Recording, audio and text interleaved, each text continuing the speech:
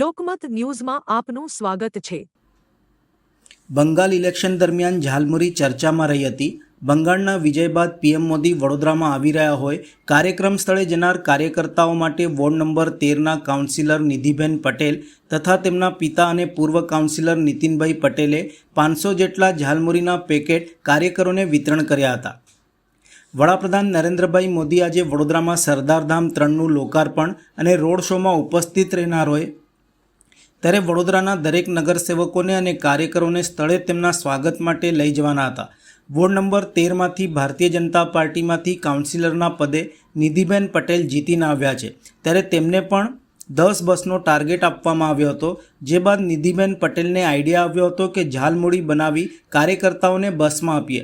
નિધિબેન પટેલે આ વિચાર તેમના પિતા નીતિનભાઈ પટેલને જણાવતા આ વિચાર અમલમાં મૂકવાનું નક્કી થયું હતું। જે બાદ ઝાલમુરીની રેસીપી લઈને ઝાલમુરીના 500 પેકેટ બનાવાયા હતા અને જે વિતરણ કરવામાં આવ્યા હતા। જે સંદર્ભે પૂર્વ કાઉન્સિલર નીતિનભાઈ પટેલે વિસ્તૃત માહિતી આપી હતી। આજે જ્યારે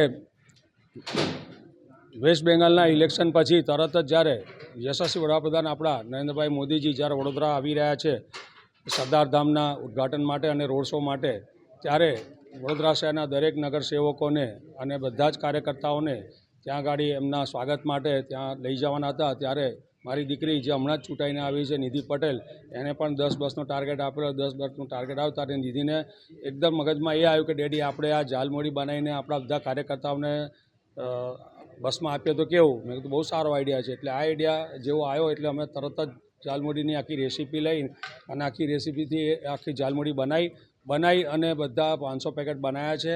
ઝાલમુરીનું કારણ એ જ હતું એના નિધિના કોન્સેપ્ટમાં કે ડેડી જે લોકો ઝાલમુરી લઈને બેસશે ને તો કમસે કમ એટલો ઉત્સાહ એમનો વધશે, ઉત્સાહ ડબલ થઈ જશે।